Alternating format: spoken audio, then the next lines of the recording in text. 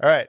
I think we're ready to jump into this. The goal here tonight is to have Brian, who's been a part of the group since probably the first meeting, definitely along. I don't know if you came downtown, but like I remember being up in BD and having you there a lot. So he's been around a while, and he's going to talk to us about change data capture. And he works with Upsolver, so he's going to share a bit from their perspective as well.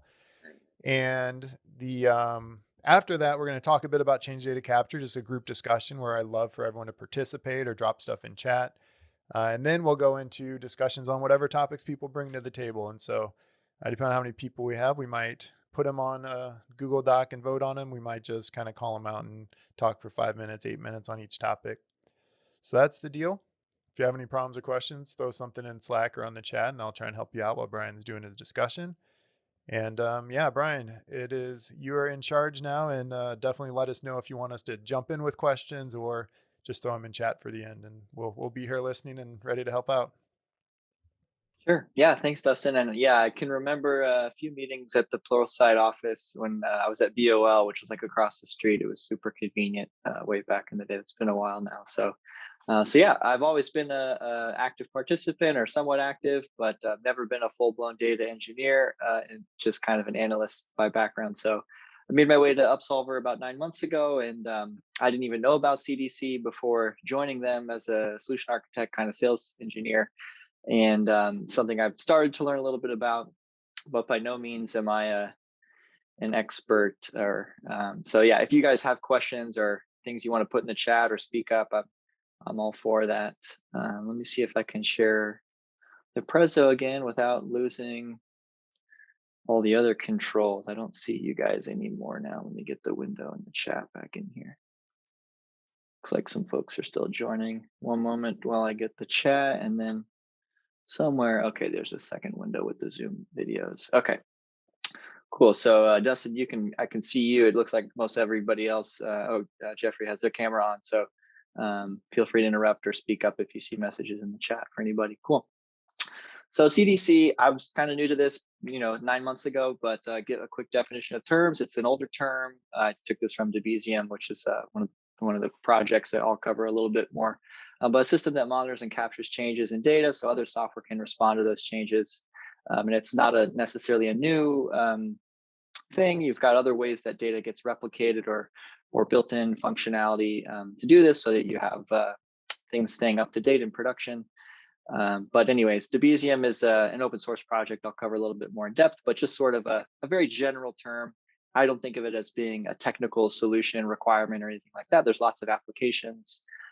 So I'm going to focus on some of the things that are more familiar to me, but if you guys work with application databases or other kind of complex systems, there's probably CDC use cases in there that are out of the scope from what I'm going to touch on. So quick kind of recap, just kind of the impetus or the reasoning behind momentum for CDC. We'll cover a few approaches and like some of the trade-offs. And then I'll demo the platform of the company I work for, Upsolver, which is leveraging one of those approaches, Debezium, which is an open source project that got picked up by Red Hat. So again, I'm not an expert. I haven't done this dozens of times like some of you may have. But hopefully a good kind of intro and kind of pique your interest conversation starter for you. Cool. So this is kind of just like the marketer in me from prior roles, but like the biggest thing that's kind of driving demand for CDC, I think, is just more data and more demands for low latency or high throughput and high frequency volume of that data. The company I work for is basically a streaming data platform or data engineering platform for streaming data. And when you think about these legacy systems that maybe folks are moving their architecture from, batch and legacy on-prem and kind of slower behemoth systems, they're starting to deconstruct those, move to the cloud, move to more streaming and microservice architecture. So this is kind of in that same vein. Not an official definition or terminology or anything, just sort of my observation. Having been in this space, I'd love to hear your guys' kind of understanding and positioning of CDC. But to drill in a little bit more, like on the technical side, you've got key systems of record that like have meaningful data, OLTP style of databases. But to query and continuously just open up the floodgates to end users to query that database, that's can be like really expensive or threaten, crashing or high constraint on your production systems. So things like synchronizing tables, traditional approaches where you'd maybe just kind of federate table by table out to copies or replication. It's not necessarily built for that low latency and high volume scale. So this is sort of like the available tools not meeting the needs of growing demand and changing requirements. So this is kind of like a quick summary. I took some of this information from Debezium because we leverage them a lot. So I'm going to refer to them a lot. But this is kind of like the standard transaction flow. User initiates a command of some kind, writes data to a transaction, which gets written to a database. If you want to update another system with that transaction, you might actually write it to multiple places, like a search index for your application or a cache that's being fed back into some experience somewhere as part of your architecture. But this is like a really dangerous approach because you have like these independent processes, these bespoke or like independent writes from the transaction to these targets, which can be disrupted and they can fall out of sync. And then it's really difficult to maintain consistency and also get performance. So this is like a dangerous, I think the quote from the Debezium guy was "Friends don't let friends do dual writes." So that's like a funny, don't try to do this at scale. This is a dangerous approach. So this is like kind of like the alternative and like the more streaming native solution, which would be to take those writes to the database and put CDC on top of the database that is like that system of record where you get your changes. I've got CUD, let's create, update, delete. So each individual change at the row level can be streamed individually to a streaming service like Kafka. So that's what Debezium leverages as part of their implementation. So this is kind of like a really straightforward approach, but it scales tremendously well, and we'll cover some, how Upsolver manifests this to our users that purchase our software. So couple of like key features, the query-based solutions where maybe we've band-aided some approaches for folks that don't have support for the databases that Debezium supports today. But if you do like a JDBC or query style of capture, you potentially are missing changes in between your queries. Or there's other ways that the data is not consistent. Maybe something gets deleted and you don't get the record of what records were deleted. So log-based approach, consuming everything off of the database logs is going to be really, really consistent there. Again, there's no polling delay. So you're getting them from the source, and as they're getting written to the database or updated in the database, there's really an opportunity to increase your speed or reduce latency from when you're in sync from the source system. And the other thing that's nice is like transparency. You can do auditing really easily if you have CDC because you have like complete. Oh, it must be sundown. All of my windows just went dark. Okay, thought I lost everybody for a sec there.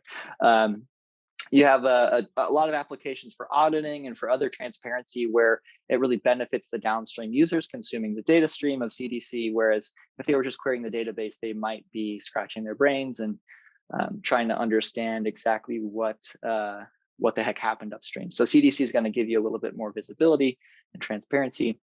And then you have on the records that are being changed or deleted, you have this concept of like the previous value. So it's inherent to the logging style of enabling binary logs. So this is like a really elegant solution where some of the previous methodologies just don't have the feature set to support some of these new requirements. So a few other approaches. Let's see, I got to click back in here. This is the Debezium sort of deployment model, which is connector per database. And you can basically hook up Kafka and you can distribute the data via sync connectors using Kafka Connect. So this is a little bit, again, it's an open source project. Upsolver kind of sits right here in the middle where we manage the Kafka and sync delivery. But this is a really straightforward architecture, and you can connect multiple disparate databases, whether they're on-prem or in like disparate systems, and you can bring them all into kind of a central distribution point of distribution with managing scheme and other things like that. There's another deployment model that I just noticed today that's incubating for them. I'm not sure how this is going to be licensed, but it seems like they're taking advantage of some of the secret sauce or the scale that they have in the middle here, and kind of giving an all-in-one solution. So I'm not sure if there's pricing or exactly how this commercializes for an open source project. I'd be curious to kind of see where that goes. But a couple of different options. Mostly Kafka is the one that Upsolver is built on top of, so we haven't embraced this incubating one yet. But you see a couple other systems like Kinesis and PubSub that are kind of more native for those streaming use cases. This might be a way to get more features into those systems that you're going to use for CDC. Okay, cool. So moving right along, a couple other solutions. I didn't want to just focus all on Debezium. This is one that we actually point customers to quite a bit. DMS, or Amazon Database Migration Service. So they support a lot of the same databases that Debezium does, in addition to ones that are in the AWS specific cloud. So like Dynamo doesn't have a Debezium connector. You could connect Debezium and use DMS. There's other ways to do that, but they support kind of similar use cases. So homogeneous migrations, cases where the schemas are compatible from the source to the target, where, say, I'm not exactly sure on the compatibility matrix here, but you can think about the types of like an Oracle database not being supported for all database types. So you can basically do a homogeneous or heterogeneous, where there's maybe going to be a component of schema management for heterogeneous migrations, where there's type mismatches of the different columns and fields in the source, given what's supported in the target.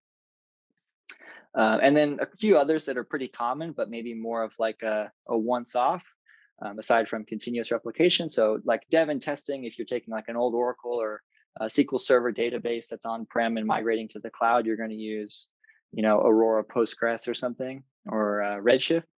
You can use DMS as a vehicle to execute that migration and do it in a really controlled way, using lots of other wraparound services in AWS Cloud. Similarly, you can consolidate, a huge enterprise might have dozens of different disparate SQL Server databases or Oracle databases. You can consolidate all those instances per maybe business unit into one master database using DMS pretty easily. That's a good use case for them. And then more similar to what Upsolver is focused on is that continuous replication. So maybe I don't want to disrupt the flow of transactions being written to my OLTP database, but I want to surface those transactions downstream for analytics to the data lake or some other target. So great service to check out, and obviously slightly different approach, but similar in concept to the streaming from binary logs. A little bit more of a managed service though. And then kind of the extreme other end from the open source to DMS is the premium Cadillac, very expensive. I don't mean in terms of performance necessarily. I've never used Click, but they acquired Attunity a few years back, which was kind of the name of the game. They've got support for all these different systems you see here. So much more of an enterprise focused solution, but you pay for this premium of support across these different systems. So even mainframes or enterprise applications like Salesforce. Not as common for the use cases I deal with my customers, but just another option for you guys to be aware of, maybe research. It's well documented.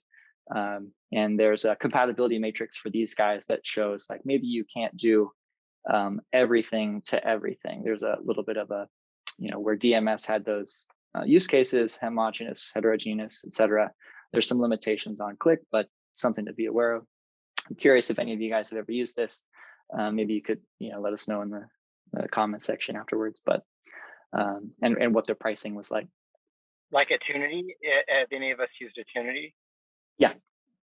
Well, DMS is Attunity. So they built AWS DMS over Attunity. And actually, right. Azure DMS is also Attunity too. So anybody who's used any of the database migration services for cloud vendors have probably used Attunity underneath. Right. That's a good point. So I'm not 100% clear on the distinction, because I know they've maybe white labeled Attunity.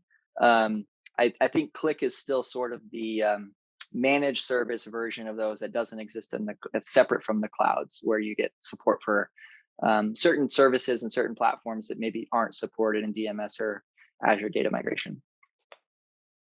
So more specifically, I guess on the Click side, does anybody use Click Replication, which is their product? They've kind of, I think it was like $500 million they acquired in 2019, something like that. But yeah, they are also licensing their platform under the hood for DMS as well. Different pricing model, obviously. Okay, cool. So getting a little bit more into the weeds on like how this row level change or event level change is going to manifest to a Kafka topic.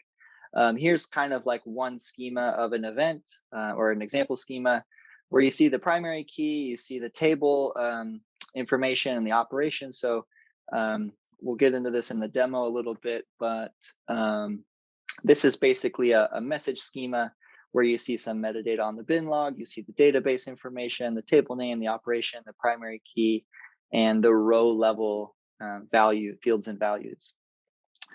So this is kind of the proof in the pudding of those features that we talked about with the log base versus the query base.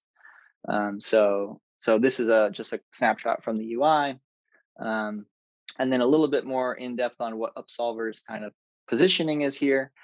We're a data lake engineering platform, so we're not just a CDC solution, but we've taken the Debezium project and put in the kind of management of that middle chunk of the deployment model that we saw, the Kafka topic and the Kafka Connect and the syncs to the targets to basically facilitate streaming analytics to the data lake, where we can take in other sources of data, whether they be object storage or Kinesis or Kafka or event hubs, and pair all of that data that's flowing into the lake and do transformation over object storage before writing to maybe a Presto query engine, where we manage the glue catalog, or to a database, something like that. So I'm sure you guys have questions about this. This is from our marketing page on CDC, so it's a little bit oversimplified. So let me see if I can change up the sharing. Okay, so basically I'll show you guys I configured this this demo DB instance. I basically modify some of the parameters to enable the binary logs for this database. And then I loaded it with some data. So I basically just did a dump of the Northwind data. So just standard database, relational database. Whoops, not this one, sorry.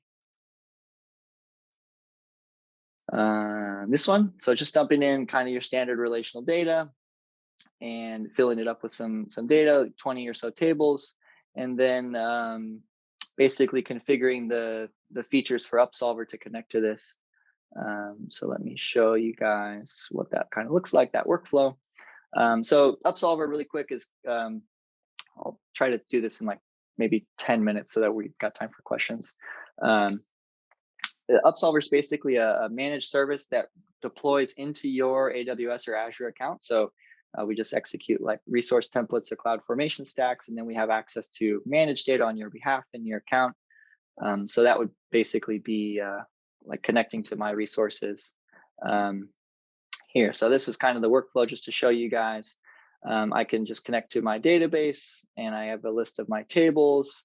These are the configuration parameters, a very oversimplified view of what you would do if you were to install Kafka. So I can do a subset of these, and I can just do maybe Northwind orders.star, and let's preview that.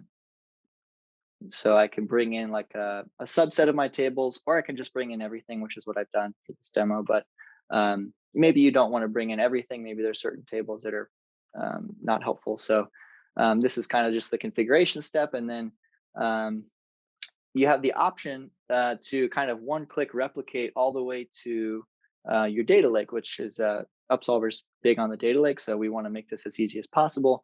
The nice thing about this is you get things like schema evolution and features that are typically difficult to manage on a database replication side pretty easily, along with optimizations for like the glue catalog being managed and that sort of stuff. So once I've done this, which I've already done, Upsolver would begin with the connector for Debezium for the database, and we begin snapshotting. So we basically see some events that have loaded in a few days ago, where here's that schema on the left. I can kind of see all the different fields in my database, but this is kind of inclusive of all the different tables that I selected in the scope of my CDC configuration. So I can use a wildcard up here to basically see, a table specific schema, and I can get some data profiling on the fields specific to one table. So now I can kind of get a little bit more context about my my data quality, or what might need to be cleansed or transformed. If I was going to do that, you can obviously do ETL on top of this, but the kind of replication use case doesn't demand that. So this is basically processing events. Zoom back out here for all tables. Oops. So we have a couple hundred events that have flown in as part of the snapshotting process, and that's basically the initialized part of the Debezium connector, which goes in and queries all of the tables. And then once we've queried the results of the status of the table, like at present when we first deploy, then we begin streaming all the changes thereafter. So we can stream them from the binary logs. The first kind of step, as indicated on this slide, is that snapshot, and then thereafter you're kind of streaming everything. So these tables have all been snapshot, as you saw in the events, and then we're basically streaming any new changes.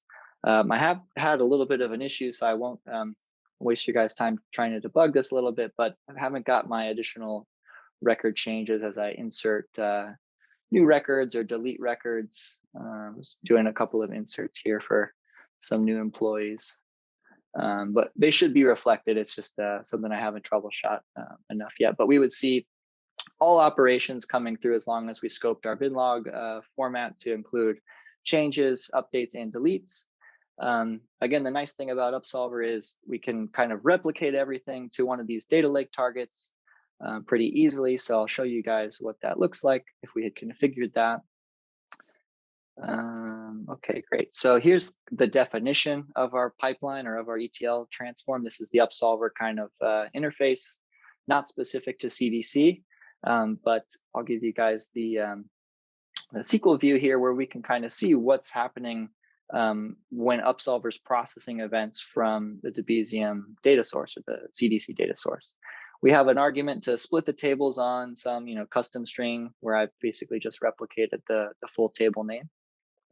And then we have like a select statement that constitutes what data will be output to this target. This is an Athena target. So it's going to be a database table in Athena, but we have some cool wildcards here where we're basically dynamically accommodating schema evolution. So as columns get added or removed, or new tables get added, and the scope of the CDC topic includes new tables, we kind of don't have to worry about this because it's going to be dynamic and ebb and flow to Athena, with a couple of cool wildcards here. So we've got replace on duplicate. That's the default, but I could modify this to be append. And then we would see a complete history transaction log for every insert or update on the same key. That might be useful for certain use cases, but the default's to replace, basically preserving a complete replication. And then we have this feature for split table on, which is to basically federate this one Athena connection or database table into many different tables in Athena. We do this with tables and views in Athena. And one other thing I added, actually, we have a delete where this value could be used to manifest hard deletes. I've modified this to basically preserve that as a column in the data set. So I have like what equates to soft deletes. So, flexibility there on the use case, just a couple of lines to change, and some wildcards. This is like a really quick process that we're walking through here, but this is just the replication use case. If you had a more complex replication or transformation part of ETL, I could copy this and I could do like a join or self joins and things, and I would have a similar interface to define that transformation, where I would probably use filters on like the field for table name so that I'm not mixing data from multiple tables improperly, unless it's possible you're merging tables into one, but in most cases you might want to preserve the relationships from the source. So this is kind of the ETL flow. Again, this was automatically created for me when I set up my CDC data source in Upsolver. This is kind of like our editing pane, where we for folks that are savvy with SQL, we have SQL mode, but for folks that are less comfortable, you can modify and make changes in the UI and kind of just observe what the outcome is on SQL. So that's the kind of deployment. I showed you guys the monitoring tab really quickly, where you can kind of see, as I mentioned, we're deployed into your VPC. So we're actually running on clusters, Spot EC2 instances in your account. We have some metrics and monitoring that you can kind of see here and get a sense for, how many events are being processed. We're doing some optimization on top of Athena and all the other data lake targets. That is another really great selling point to get great performance out of object storage query engines like Presto and different distributions. So we're going to continuously optimize and compact and compress the data that we store on S3 in the bucket in your account so that you get great performance when it comes time to query that. So I can switch over here and you can kind of see I've got, I think I had a delimiter that I included in my database name, but in any case, here's that database in Athena, and we can see all 20 tables here kind of reflected as views, rather than having to query them individually or parse them on this side. I can kind of see I've got my primary key, my is delete flag, and then an alphabetic list of the fields because of the definition of the, this was just kind of arbitrary, right? It's first, second, and then third. These are alphabetic, basically from the source.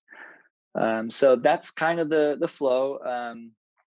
Obviously, replication's a key use case there, but if you guys wanted to do more complex transformations like merging or aggregation and that sort of thing, you would do that in Upsolver, and we can process that level of ETL over S3 before we write Parquet optimized files where we're continuously compacting and compressing them for really great query performance in Athena. I don't have, actually, I probably have one other window I could show you guys, but I'll wrap there just to, in the interest of time, and open it up for questions and discussion. Maybe there's something in the chat. Oh, somebody sees an old friend. Okay, cool. Yeah, Dustin, I'll pass it back to you. All right. Well, let's see. Does anyone have any questions for Brian about his presentation or Upsolver or his thoughts on this topic before we get into more of a open group discussion about CDC? Any thoughts? Any questions? That's seem pretty cool. That's nice. Formats all the Parquet for you accordingly. So in the background though, you're just running like Kafka queues or whatever messaging, right? And is that also a managed service now in Amazon? Kafka? Yeah, so I think the managed service for Kafka would be like Kinesis, or I think they have MSK, is it called? I'm not an expert on Yeah, that. they have a managed Yeah. Kafka and they have Kinesis, correct. They might even have another option by now, but those are the ones I'm familiar with. So to answer your question for what I demoed, Adam, basically Upsolver is going to read from the Kafka topic, parse the message, put it into S3, and that's what we kind of saw. I was browsing in the schema data source, like Explorer, if you will. I was browsing files that have already been events that have been processed into files, so that it's there for replay in case I want to reprocess data that took place, 6 months ago or yesterday. If I see something that needs to change as a change in requirement in ETL. And that's actually Avro. But yeah, when we write data to Athena or Dremio or any of those other Presto, Hive Metastore targets, we're writing Parquet. Yeah. And when you approach customers with this kind of solution, do they already have a kind of homegrown solution that they're trying to replace, or is this from kind of from scratch? What do you have what have you seen regarding that? Yeah, it's a mix of both. The ones that we typically resonate with the best are the ones that are already aware of Debezium or DMS, and they've already kind of gone through the path of all. I mean, it's really well documented, but it is a. I'm waiting to see where that managed server or Debezium server deployment kind of comes in as a simplification option, because it's um, for a database like Postgres, which is a newer one that we've added, Debezium actually supports like MongoDB, Oracle, SQL Server. We're going to try and support all of those in Upsolver, but each of them have their own nuance. Postgres, just most recently, I learned when you create a replica identity for Postgres, there's some risks of the write-ahead log, the wall log, like piling up, which isn't an issue for MySQL, but is a Postgres specific feature and potential risk of having the password change and have the logs pile up that don't get read for a few hours that could consume a lot of disk space. So generally, the folks that we talk to that like our solution are the ones that kind of have tried and failed with something else. Sometimes we talk to folks who haven't yet broached those projects and they're just looking to see what's out there, but those end up being more educational and less ready to go projects. So good question. Thank you. Yeah, it was, I like seeing that you can tell it to basically do an upsert. It looked like you can update on duplicates or ignore them or append them, but that's doing that on top of Parquet typically. Was that the case you were showing?